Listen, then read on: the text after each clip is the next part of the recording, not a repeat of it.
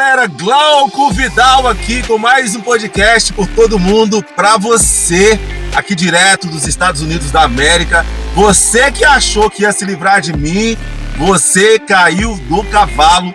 Eu estou aqui, estou de volta. Nós demos uma parada de algumas semanas, porque eu tirei férias, eu levei o meu filho pra Disney e, infelizmente, eu não pude dar uma sequência ali, porque a gente estava ali vivendo aquele momento ali de família. Depois a gente acabou indo para casa da família da minha esposa. A gente aproveitou as férias escolares aqui do meu filho e o verão, porque agora o outono está chegando e logo após o outono vem o inverno aí, meu amigo. Aí é frio, a gente não consegue fazer nada. Mas nós não desistimos do podcast por todo mundo, nós continuamos aqui. E eu quero agradecer você que nos acompanha, que nos segue, que curte o nosso material, que curte o nosso conteúdo. Obrigado pela sua audiência. Não esquece de nos ajudar a continuar crescendo, porque nós temos o objetivo de difundir a palavra de Deus para o máximo de pessoas possível. Então você que está nos seguindo aí, está curtindo o nosso material, eu te agradeço muito. E nós estamos de volta, meu amigo. Estamos de volta. E hoje eu quero falar sobre um tema muito importante: a Academia de Deus. É isso mesmo, a Academia de Deus. Eu não sei se você sabe, eu não sei se você reparou aqui no meu, no meu shape, eu malho. Brincadeiras à parte, mas eu malho, eu tenho um hábito de malhar, eu sempre fui pra academia.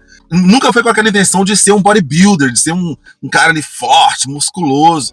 Sempre foi com a intenção de me cuidar e de também colocar um shapezinho ali que me agradasse. Não precisa ser aquele shape que chama a atenção do mundo inteiro, mas pelo menos assim, eu quero sentir bem comigo mesmo, quero poder olhar no espelho e falar, cara, negão, você tá bem. Então eu malho há muito tempo e eu quero me utilizar desse fato de malhar para poder trazer uma palavra de Deus para você, para falar sobre a Academia de Deus. Eu quero fazer um paralelo entre uma rotina de malhação de uma pessoa que malha, de um atleta assim como eu. Claro que eu não sou nenhum atleta, mas o que faz muitas pessoas ser membros de academia por anos a fio? Eu conheci uma pessoa, ouvi uma pessoa falando que ela frequenta academia desde que ela tinha 19 anos de idade. E hoje ela tem 45, se eu não me engano. O que faz uma pessoa passar uma vida inteira construindo um shape, um corpo? O que leva, o que motiva uma pessoa a fazer isso? É vaidade? A pessoa ela quer mostrar para os outros, ela tem essa necessidade. Porque todos nós, em um grau maior ou menor, nós somos vaidosos. Nós queremos mostrar para as pessoas aquilo que há de bom em nós. E não tem problema nenhum com a vaidade, desde que a vaidade ela seja em um nível que não nos faça ficar orgulhosos, soberbos, que não nos faça achar que a gente é melhor que alguém, melhor que os nossos amigos, porque agora a gente tem esse shape. Mas o que faz uma pessoa levantar todos os dias? Às vezes tem gente que tem um hábito, tem uma rotina, uma agenda de treino. E essa pessoa treina todos os dias. Muitas vezes até sábado, deixando só o domingo para o corpo descansar. A gente já sabe que o ideal não é malhar todo dia. Você tem que deixar um tempo para o seu corpo descansar, porque é no descanso que o seu corpo ele vai ali cicatrizar e crescer. E afinal de contas, eu não sou profissional dessa área, mas antes de vir trazer para você aqui esse podcast, eu estudei um pouquinho, dei uma lida. E o que é malhar? O ato de malhar, o ato de hipertrofiar. Hipertrofiar, o que é esse ato? Quando você vai lá na academia, levanta ali um monte de peso, você está malhando bíceps, você vai lá e levanta peso e faz várias repetições de bíceps, e aí você volta para casa, o seu bíceps está doendo. Por que dói? Porque quando você malha, causa-se microlesões no seu corpo. Você não vê a olhos nus, mas tem várias microlesões nos seus tecidos, no seu músculo. No processo de cicatrização, quando sara, aí o seu músculo expande. Então, são os machucados, as microlesões que fazem com que os seus músculos expandam. Os professores de educação física aí vão poder confirmar isso e vão poder complementar de uma forma mais profissional. Porque eu sou um amador falando sobre algo que eu li, mas eu também vivo um estilo de vida e eu malho. Então, eu quero fazer esse paralelo aqui com você.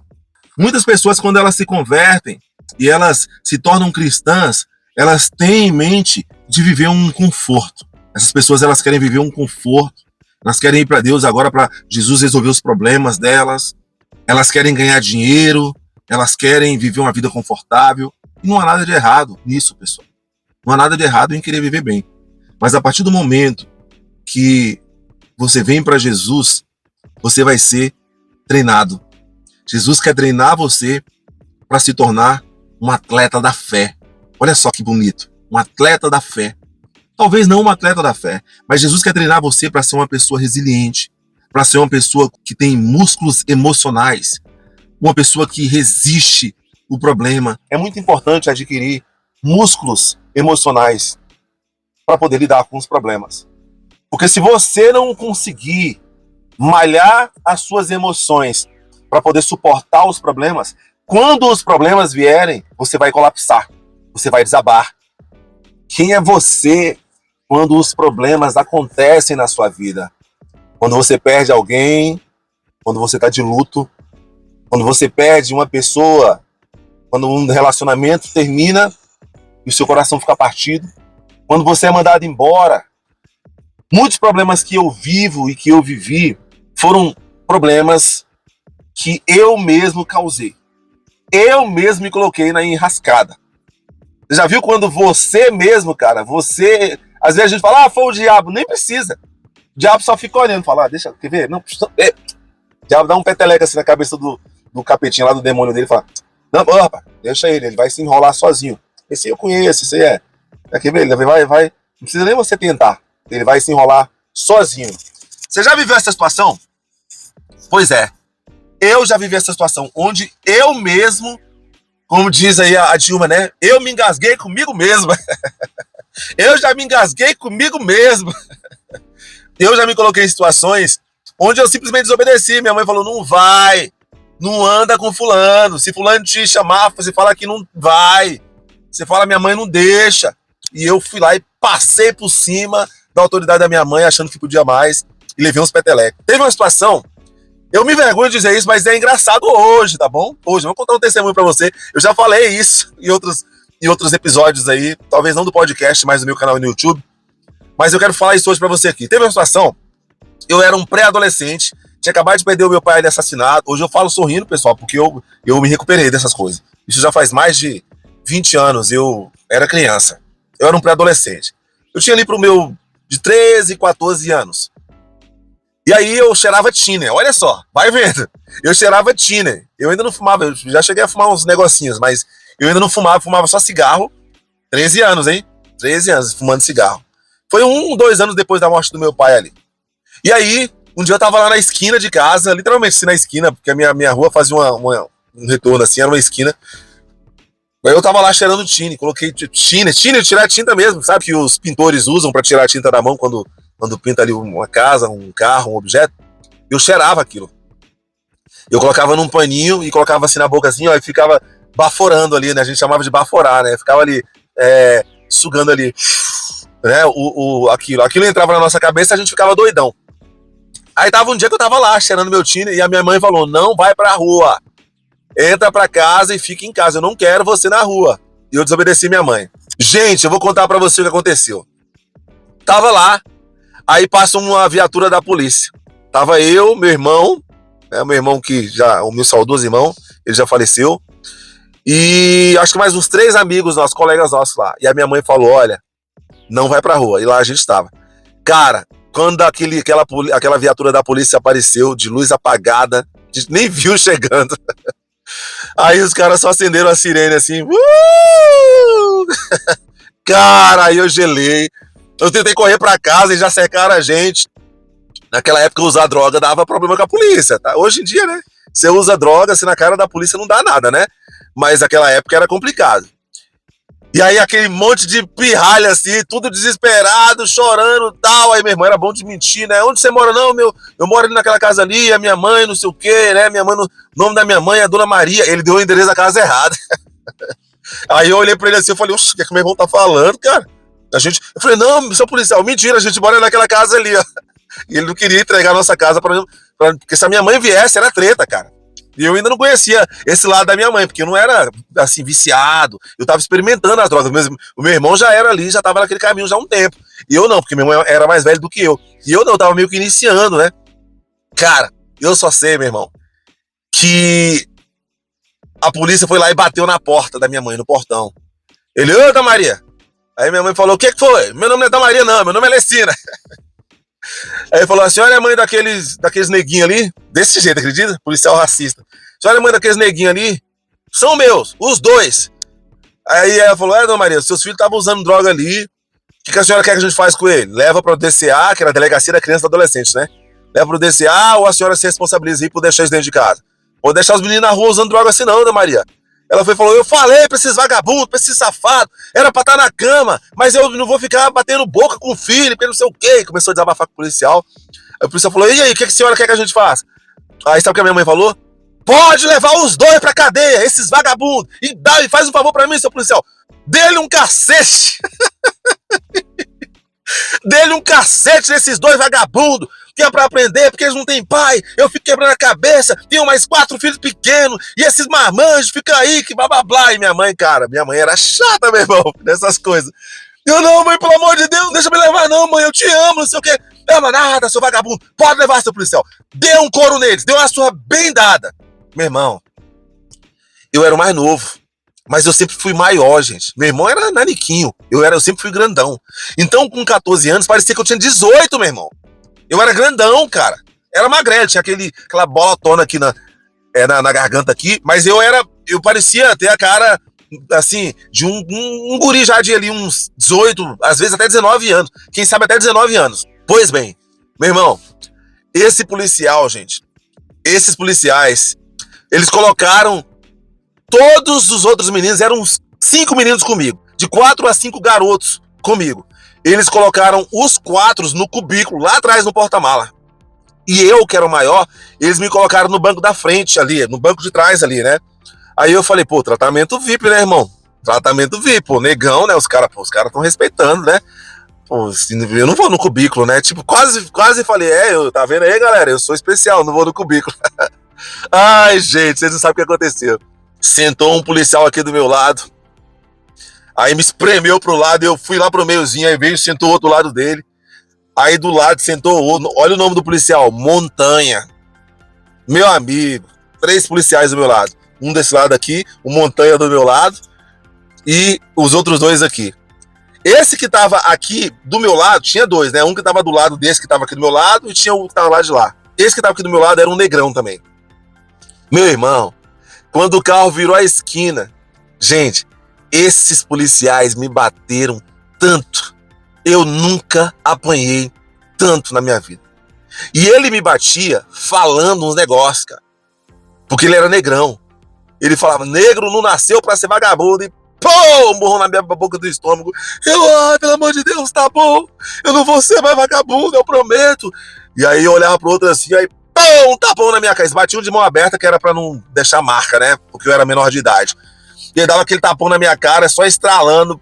Pá! Aí eu virava a cara pro lado assim, na porrada que um dava. Aí quando eu virava, eu já via um outro e pá! E batia do outro lado aqui, era uma sessão, cara. E o outro me dava um murrão assim na boca do estômago. Um pegou o cacetete e deu umas cutucadas no meu estômago assim, um cacetete. E toma ali porrada. Teve hora que eu coloquei a cabeça assim entre as pernas e coloquei a mão assim na cabeça, as 2 mãos assim. E eles me dando murro assim nas minhas costas, assim, com a mão fechada assim, ó. Gente, eu sofri, gente. Eu sofri. Aí teve uma hora que o meu irmão começou a chorar lá atrás. Pelo amor de Deus, não mata meu irmão não, não mata meu irmão não, seu policial. Ele, cala a boca que não, a gente vai trazer você pra cá, rapaz. Gente, a pior parte. Esses policiais levaram a gente lá em uma ponte que tem no Lago Norte. Quem é de Brasília sabe. Eles pararam a viatura, me algemou, né, que eu não tava algemado não. Isso foi só eu, tá? Só eu, os caras implicaram comigo, cara. Eles me algemaram, me fizeram ir lá pra ponte. Aí me colocou assim perto da ponte, aí ficou um do meu lado, um pouquinho à minha frente assim, e um do outro lado assim, e aí esse negrão começou a falar, pula, eu algemado. Eu falei, o quê? Pula? Eu, pelo amor de Deus, vocês vão me matar, pelo amor de Deus, não faz isso comigo não. E chorei, gente, chorava, esperneava e gritava. Hoje eu entendo que eles estavam querendo me dar uma pressão, um medo. Claro que eles não falaram, né, pra pular de verdade, eu tava algemado, pô. Imagina, eles iam ter que matar todos nós. Hoje eu entendo, só que na época eu não entendia isso, né? Eu falei, não, pô, o policial tem licença pra matar, ele vai me matar aqui, não vai dar nada pra ele. Normal. Matei mais um neguinho ali, pronto. Gente, só sei que esse policial na pressão, pula, rapaz, você não merece viver, você não honra a sua raça, você é descendente de escravo, Os nossos ancestrais sofreram por tantos anos para você se tornar vagabundo. Olha pra minha cor aqui, rapaz. Eu não sou vagabundo. Você não tem que ser vagabundo. Cara, esse policial me batia, gente. Assim, na porrada e na palavra. Aquilo foi entrando na minha mente. Falei, caraca, essa é a surra que eu deveria ter levado do meu pai, cara. Eu não estaria aqui hoje levando essa surra desses policiais. Essa surra de moral, sabe?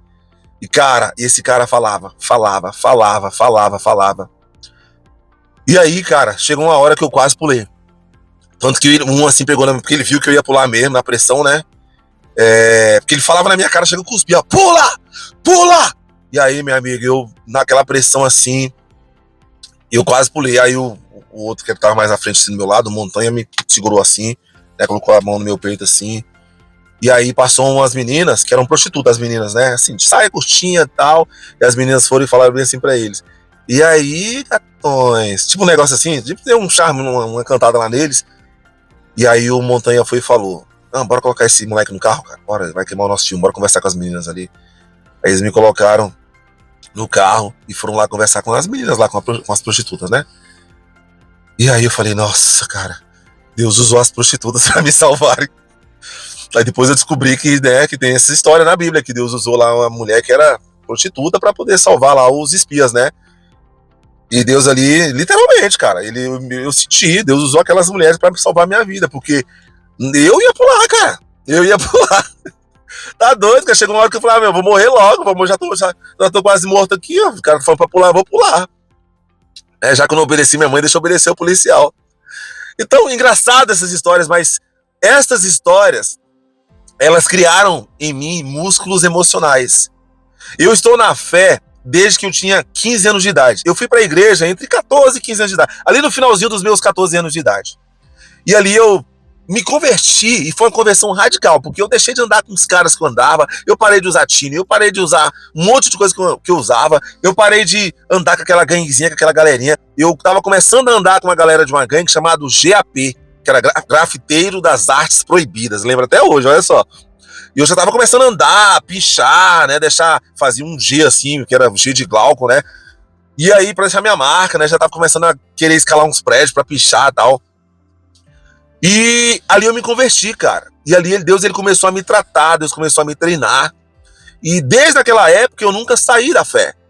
Eu já tive muitos altos e baixos, eu já cometi vários erros. Eu sou um cara que infelizmente, eu sou divorciado, então eu cometi o erro do divórcio.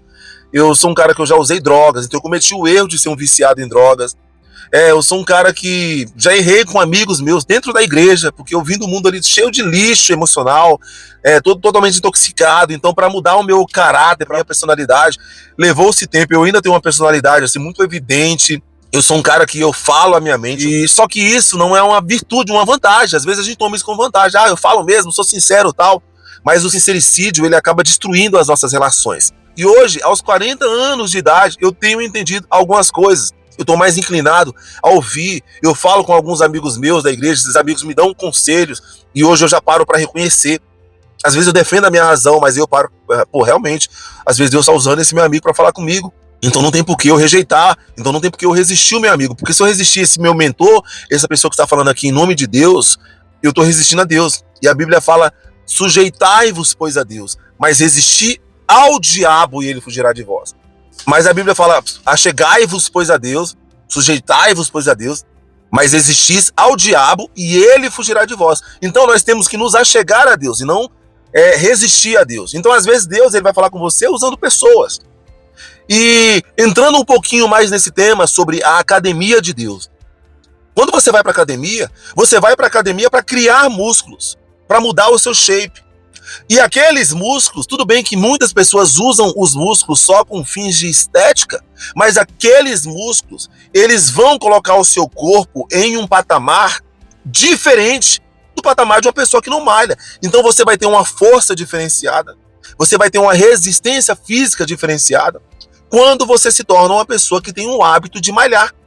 Você vai criar músculos e estes músculos, eles vão com certeza trazer para você uma força que outras pessoas que não malham, de repente não têm essa força. Só que quando você tá lá na academia levantando peso, cara, não é fácil às vezes. Quando eu comecei a malhar, comecei levantando ali um peso ali De 10, aí fui aumentando para 15, 20, 30. Hoje eu já estou em um nível ali intermediário, onde eu já consigo suportar o meu exercício, o meu peso, malhar até sozinho. Eu não preciso nem de um amigo ali, um professor, para estar ali me instruindo, porque já tem tanto tempo que eu vou em academia que eu já tenho esse hábito. Mas no começo não foi assim. No começo eu comecei de leve. Para que eu comecei a malhar? Primeiramente por conta da vaidade, por conta do shape. Mas hoje eu entendo que é por conta de saúde, é por conta de estrutura, é por conta de força. Então, às vezes, os problemas que você passa, você acha que a função dos problemas é matar você. Nós não conseguimos entender que Deus, ele usa problemas para nos moldar, para moldar o nosso caráter. E para que Deus quer moldar o nosso caráter? Simples. Deus quer moldar o seu caráter porque Deus, ele precisa colocar você em algumas posições na vida para você cumprir o propósito de vida para o qual você nasceu. Só que você só consegue cumprir esse propósito de vida se você se torna uma pessoa que tem músculos emocionais para poder suportar o peso do problema. Às vezes Deus quer fazer de você um grande empresário. De repente você vai ser uma pessoa que vai ter uma empresa muito grande, talvez até múltiplas empresas. E você vai ter diversos funcionários. Você vai ter um faturamento milionário. Só que agora o que você precisa entender é o seguinte: o empresário, ele tem uma emoção diferente das pessoas comuns. Porque o empresário é uma pessoa que suporta problema. O empresário, ele tem contas fixas para pagar mensalmente, que se ele deixar de pagar, a empresa dele fecha as portas, pessoas são demitidas. O empresário tem pessoas saindo da empresa e processando ele. Um empresário, ele tem problemas de funcionário se queixando, querendo aumento. Um empresário tem problemas de funcionário roubando a empresa dele. Um empresário, às vezes, tem problema de assalto. O empresário tem que pagar taxas e sobretaxas para o governo. Então, tudo isso representa problemas. O empresário é aquele que chega na empresa, às vezes 6, 7 da manhã, e sai da empresa 11 da noite, 10, 11, 12 horas da noite. Ele passa várias horas trabalhando. Às vezes ele sacrifica tempo de qualidade com a sua família. Ele não consegue ver os seus filhos ali crescendo do jeito que ele gostaria, porque ele tem uma empresa nas mãos que sustenta várias famílias, várias pessoas, vários funcionários que dependem daquele salário. Então ele tem uma responsabilidade muito grande. Então, se o empresário, ele não tem essa resiliência, essa resistência, esse músculo emocional para suportar problema, para lidar com problema, para não estourar quando o problema chega, para não desistir quando o problema chega, se ele não tem essa resiliência, automaticamente ele não está qualificado para ser um empresário. Assim é para ser um pastor. Tem muita gente que vê o lado bom só, né? Tem muita gente que julga, pastor ladrão, andando de carro importado, não sei o quê.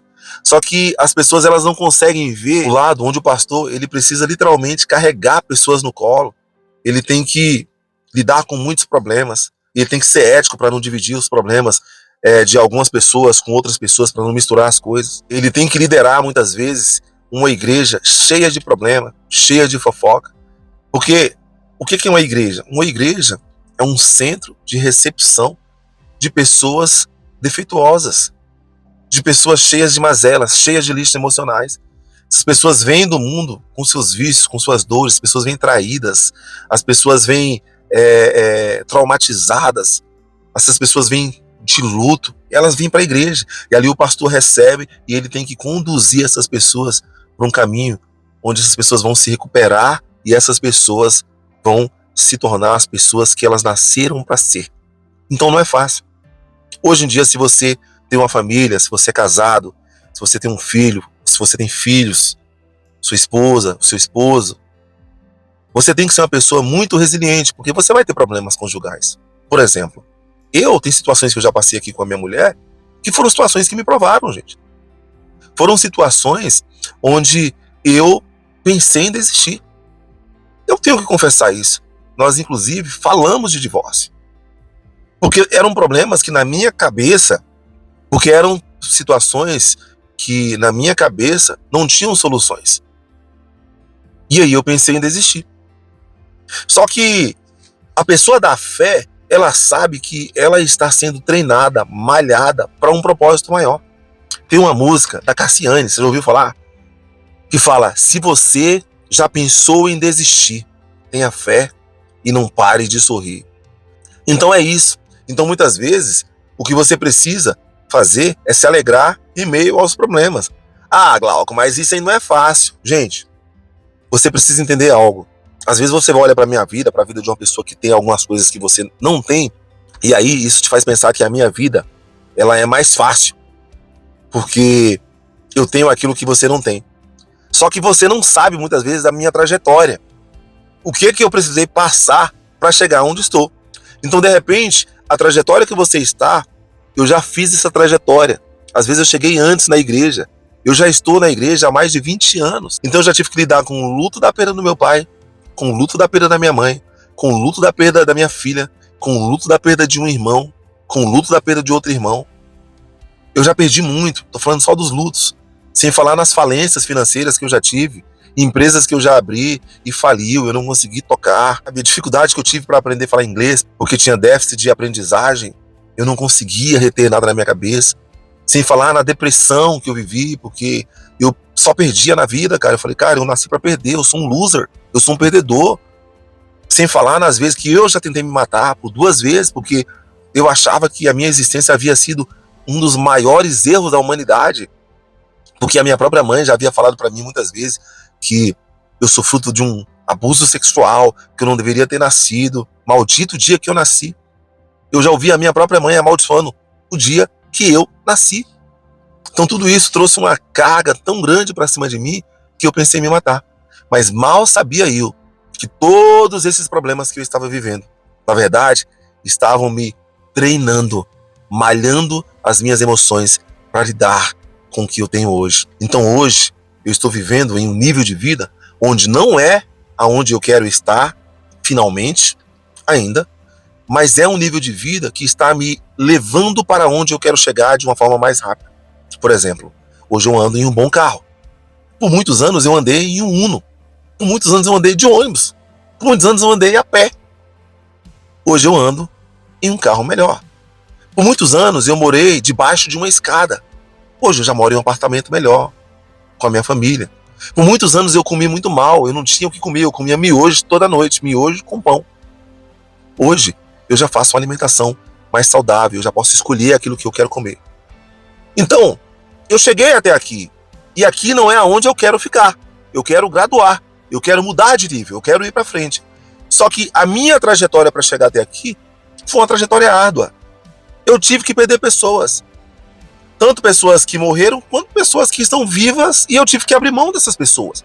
Pessoas que eu amava muito, que eu ainda tenho extrema admiração, mas essas pessoas elas não estão mais na minha vida.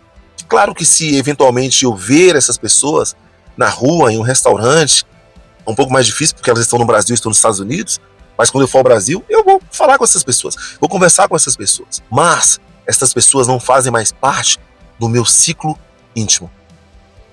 Por quê? Ou porque elas me tiraram de suas vidas, ou porque eu as tirei da minha vida para poder crescer. Então é isso. A academia de Deus é assim. Você vai ter que perder pessoas. Você vai ter que deixar pessoas para trás. Você vai ter que ser demitido do seu trabalho. Você vai ter que muitas vezes dizer não para pessoas da sua família. Às vezes você tem um dinheiro que você está juntando para comprar uma casa. E aí vem uma pessoa da sua família e fala, poxa cara, eu estou precisando de um dinheiro. Poxa, será que você pode me emprestar? Só que você tem um alvo, você tem um objetivo, o seu dinheiro é para comprar a sua casa. E você vai ter que dizer não para essa pessoa. E essa pessoa ela vai ficar chateada com você, porque ela acha que por você ser da família dela, ser um membro da família dela, você tem a obrigação de ajudá-la. E aí você vai falar, cara, não, eu não posso te emprestar. Eu tenho, mas esse dinheiro aqui é pra gente poder comprar uma casa. Eu e a minha mulher, a gente vem juntando esse dinheiro já por um bom tempo. Não, cara, mas eu vou te entregar dia tal, eu prometo, eu juro. Não, cara, não tem negócio. Antes de a gente começar a juntar esse dinheiro, foi um pacto que eu fiz com a minha mulher. Nós só vamos mexer nesse dinheiro para comprar nossa casa, ou se for em um caso de doença da nossa família, o nosso filho está morrendo, alguma coisa do tipo, a gente mexe nesse dinheiro. Ou se Deus nos pedir. Se Deus nos pedir esse dinheiro, coloca esse dinheiro no altar, então a gente vai colocar. Mas fora isso, a gente não vai mexer nesse dinheiro. Então às vezes você vai ter que dizer não. E as pessoas, elas não vão entender o seu não, e elas vão, muitas vezes, se voltar contra você. E às vezes as pessoas vão ter que dizer não para você. Então, toda a situação adversa que você passa na sua vida são situações que estão treinando você. Você passa por um problemão e você fala, caraca, velho, não sei o que eu fiz para merecer isso. Nossa, eu acho que eu sou azarado, eu só sofro. Tende por motivos de grande alegria ao passardes por provações. É o que a Bíblia diz. Quando você passa por uma prova, olha só, quando você passa por uma prova, o objetivo dessa prova é te aprovar e não te reprovar. Toda prova que você passa é com o objetivo de aprovar você. Todo teste, exame que você passa é com o objetivo de mudar você de nível. Às vezes, você vai estar lá na sua empresa, o seu chefe vai começar a pedir mais coisas para você, vai até parecer que ele está abusando da sua boa vontade, que ele está pedindo para você levar coisas para casa, e às vezes esse chefe, ele está treinando você. Ele sabe aonde ele quer colocar você, você ainda não sabe. Ele já tem planos para você. E às vezes ele quer saber se você vai ouvir a voz dele, se você vai fazer aquilo que ele está pedindo para você fazer. Porque quando ele colocar você lá naquele lugar onde ele vai pagar um salário muito melhor para você, um salário que vai resolver a sua vida financeira, ele vai colocar mais responsabilidades em cima de você. E você vai precisar ouvi-lo. Você vai precisar passar por cima de alguns sentimentos e ouvi-lo. Por exemplo, ele vai falar bem assim para você: eu quero que você demita a pessoa tal. Só que você é amigo da pessoa tal. Só que você vai ter que demitir. Por quê? Porque o seu verdadeiro compromisso é com o dono da seara. É com o dono da empresa. Então você vai demitir, porque essa é a sua função, independente da sua amizade com a outra pessoa. Você vai falar: olha, não é pessoal, eu estou sendo pago para fazer isso, eu vou precisar demitir você. Mas não se preocupe, a gente vai pagar todos os seus direitos. A pessoa não vai entender. E você vai ter que demitir. A pessoa vai ficar com raiva de você. Às vezes é um amigo pessoal que você cultivou amizade por anos. Essa pessoa vai ficar com raiva de você. Mas você vai ter que demitir essa pessoa. Então, toda vez que uma pessoa diz não para você, uma pessoa fica com raiva de você, uma pessoa para de falar com você, isso tem a ver com um treinamento. Deus quer saber se você, quando a pessoa fica com raiva de você, se você vai guardar a mágoa, se você tem a capacidade de ir lá e pedir perdão para essa pessoa. Eu vou dar um exemplo. Eu tenho um grande sonho de iniciar uma pequena congregação, uma igrejinha. Eu tenho um sonho de ser pastor de uma igrejinha. Para isso, o que eu estou fazendo? Estou me preparando. Estou fazendo um curso de teologia, tenho lido bastante, eu tenho me preparado. Se um dia tiver que acontecer, vai ser. Se não tiver que acontecer, eu vou continuar sendo cristão, sou líder aqui de grupo, aqui na minha igreja. Para mim tá bom, vou continuar servindo, vou continuar ensinando a palavra de Deus para as pessoas, não vou estar ali liderando algo que é meu, mas eu vou continuar servindo, se Deus não tiver isso para mim. Mas, olha só, eu saí de um grupo chamado CID, aqui na minha casa, onde eu vou até postar foto para você ver aí, eu fiz esse grupo, acabei de fazer esse grupo aqui com a minha família, e aí eu vim aqui agora fazer o podcast. Então, eu quero ser pastor de uma igreja. Só que primeiro eu sou pastor da minha própria casa. Eu faço o meu culto doméstico. E eu faço esse culto todo domingo. Já há mais de um ano. Eu faço o meu grupo chamado CID, onde eu ensino para o meu filho, eu ensino para minha esposa, eu e a minha esposa ensinamos para o nosso filho o caminho que ele deve seguir. Então, o primeiro ministério que Deus me deu foi na minha própria casa. Só que às vezes é difícil, às vezes eu tô brigado com a minha mulher. Porque eu e minha mulher, a gente discute às vezes, tá, pessoal? E eu sou o cara que às vezes vira a cara e que não quer ficar ali de papinho com a minha mulher, porque eu tô meio brocochô com ela. Eu quero ter o meu tempo. Não, cara, deixa a mulher pra lá, sabe? E eu quero ter o meu tempo. Só que aí, mesmo assim, eu tenho que dar CID. Teve um dia que eu fiquei sem dar CID. E eu me arrependi muito nesse dia.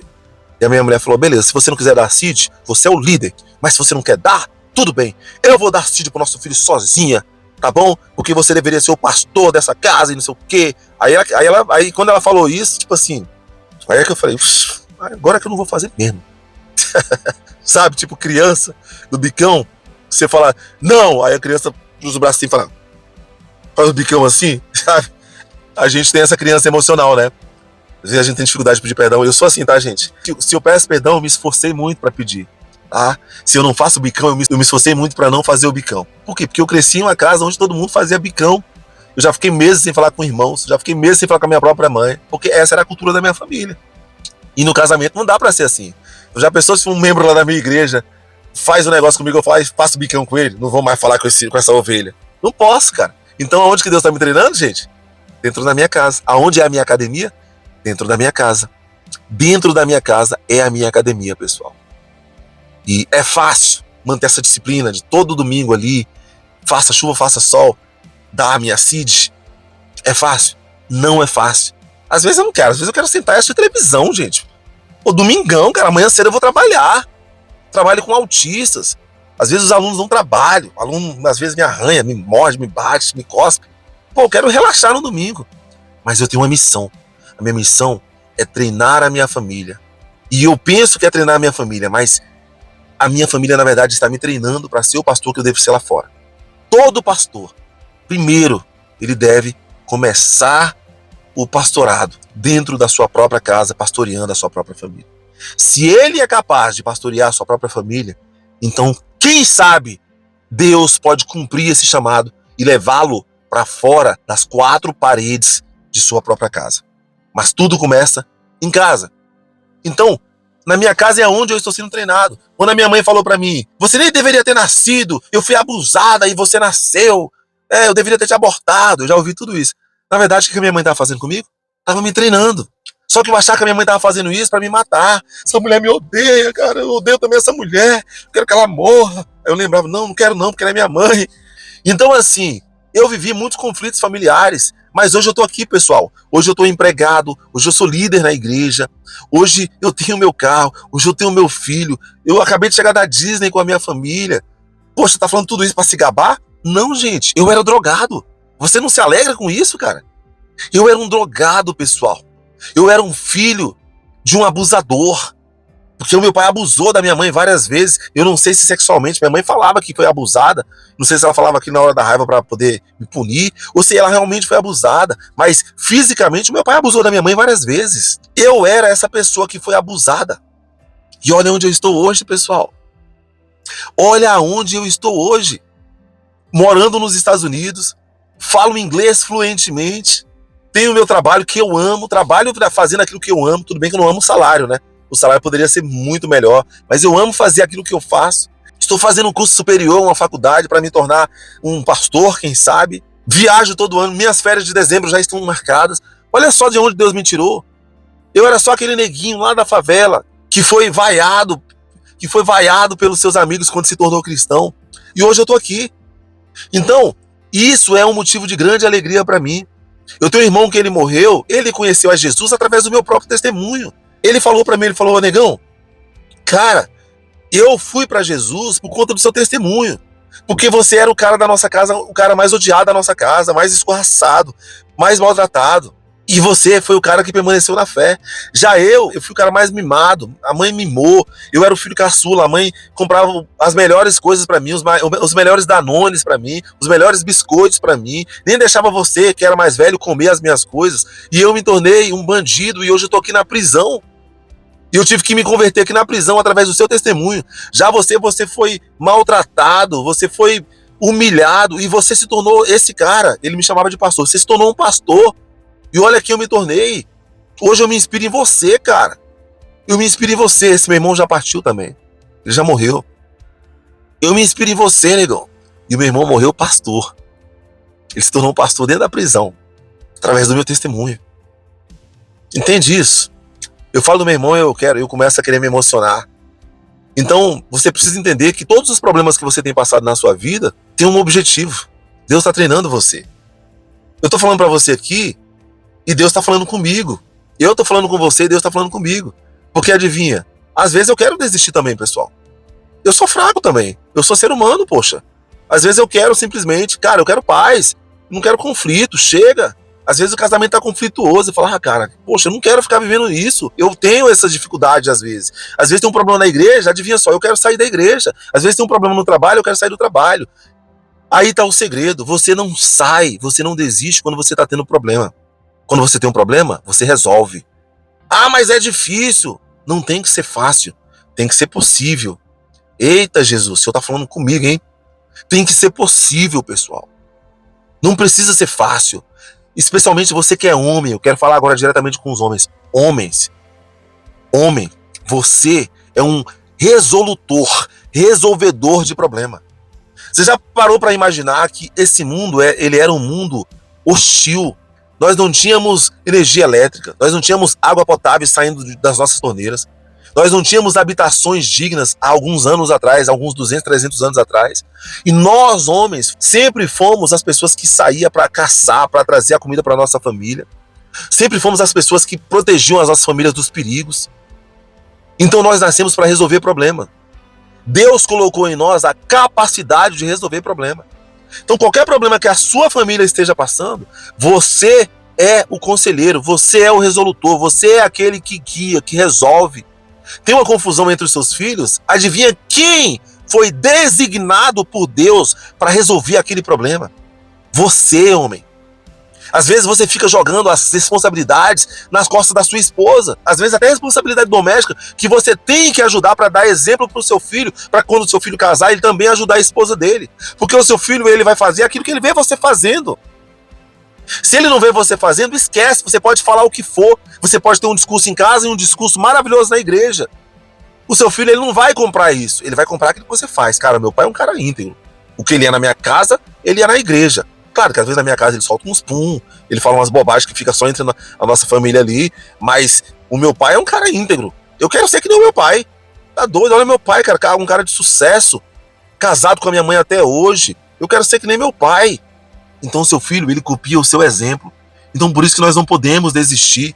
Então por isso que nós temos que ser as pessoas que intermediam e resolvem os problemas da nossa casa, que conciliam. Isso aqui é pra mim, é muito difícil isso, mas eu tenho treinado isso a cada dia. Deus sabe o como isso é difícil pra mim, mas como eu tenho desejado receber essa capacitação do Espírito Santo pra simplesmente chegar pra minha esposa e falar: amor, me perdoa, eu tô errado, sabe, eu vacilei, tá bom, você me perdoa, me dá aqui um abraço, eu amo você, eu não fiz isso com maldade. Gente, eu tô falando isso aqui pra você, não tô? Essas palavras da frente da minha esposa, elas não saem ainda. Elas não saem. Eu tento, mas aí vem aquele espírito de orgulho, sabe? Eu sou aquele cara durão ali, não falo. Aí eu espero, se ela não falar, não vou falar. E aí ela vem e fala, e ela vai e quebra aquilo. Aí toda vez que a minha esposa vem me pedir perdão, eu me sinto um fracassado. Caraca, mais uma vez eu não consegui pedir perdão pra minha mulher. Ela veio me pedir perdão. Sou um fracassado. Eu nunca vou conseguir ser o marido que eu deveria ser. O Espírito Santo fala: vamos pra próxima. Vai dar certo. Você vai conseguir. Você está sendo treinado. Então, eu já pedi perdão para minha esposa algumas vezes, tá? Eu não sou um cara que eu nunca pedi perdão. Eu pedi perdão pro meu filho algumas vezes. Mas é muito difícil para mim. Porque eu não cresci vivendo essa realidade. Eu não tive um pai me dando um exemplo, pedindo perdão para minha mãe. Então hoje, para construir isso sozinho, é muito difícil. Não é impossível, mas é muito difícil. Então essa é a mensagem que eu gostaria de deixar para você. Que os problemas que você está passando, calma. Você está na academia de Deus. Deus está treinando você. Deus está criando músculos emocionais em você. E quando você menos esperar, você vai se tornar aquele homem, aquela mulher que você nasceu para se tornar, e você vai cumprir o seu propósito. Às vezes o seu propósito, querido e querida, é criar os seus filhos, e o seu filho vai ser o futuro parlamentar, o futuro presidente da república, o futuro pastor. Já parou para pensar na mãe de Billy Graham? Parou para pensar nisso? Que impactou o mundo? Já parou para pensar na mãe de Martin Luther King? Que também mudou o mundo? Já parou para pensar na mãe de Nelson Mandela? Já parou para pensar na mãe de pessoas como Bispo Rodovalho? Parou? Tem uma história linda, veio de Goiânia, hoje tem uma das maiores comunidades cristãs do Brasil. Já parou para pensar na história da família Valadão? Já parou para pensar nessas histórias? Estas pessoas, elas disseram sim para Deus, mas todas elas passaram pela academia de Deus. E a única forma de você se tornar a pessoa capacitada, pronta para cumprir o seu chamado, dizer sim para o seu chamado e cumprir o seu propósito, é passando pela academia de Deus. O deserto é a sua academia. O vale é o seu CT, o seu centro de treinamento. Os problemas são os exercícios, são os pesos que você levanta na academia. Eles vão criar músculos emocionais em você. E quando você menos esperar, Deus vai colocar você em lugares que você nem vai perceber. Por exemplo, às vezes eu mesmo não percebo que Deus já fez na minha vida. Cara, eu passava fome, gente. Hoje eu falo inglês fluentemente. Minha mãe nunca pagou um curso de inglês pra mim, porque nunca teve condição. Olha só. Uau! Eu não era ninguém. Hoje eu moro nos Estados Unidos da América. Uau! Hoje eu tenho um green card. Uau! Hoje eu tenho um filho que me chama de papai. Uau! Hoje eu tenho uma esposa que me chama de amor e que me passa umas raivas de vez em quando. Mas eu amo a minha esposa, gente. Eu falo umas bobagens aqui dela, umas besteiras, mas eu sou apaixonado por essa loira. Mas olha só, uau! Uau! O nome dessa palavra aqui poderia ser uau! Mas é isso, gente. Reflita nisso. Reflita nisso. Aprenda com quem já venceu. Aprenda a se tornar um vencedor com quem já venceu. Eu sou vencedor porque eu venci a dor. Eu venci algumas dores. Então por isso eu sou vencedor. Quem me conhece na intimidade sabe que tem problema aqui. Mas também sabe que eu sou um cara perseverante, que eu sou um cara que luta, que eu sou um cara que não desiste. Então isso me conforta. É isso aí, vou deixar você por aqui. Muito bom, que Deus abençoe você, que Deus abençoe a sua semana. Eu espero que você tenha uma semana abençoada, uma semana maravilhosa. E nós nos vemos no próximo podcast aqui. Agora, não mais na terça-feira. O podcast vai ser postado agora às quintas-feiras. Aqui no nosso canal no YouTube e também no nosso canal no Spotify. Curta, comente e compartilhe o nosso conteúdo para a gente poder atingir mais gente. Que Deus abençoe você, pessoal. Nos vemos no próximo podcast por todo mundo. Valeu!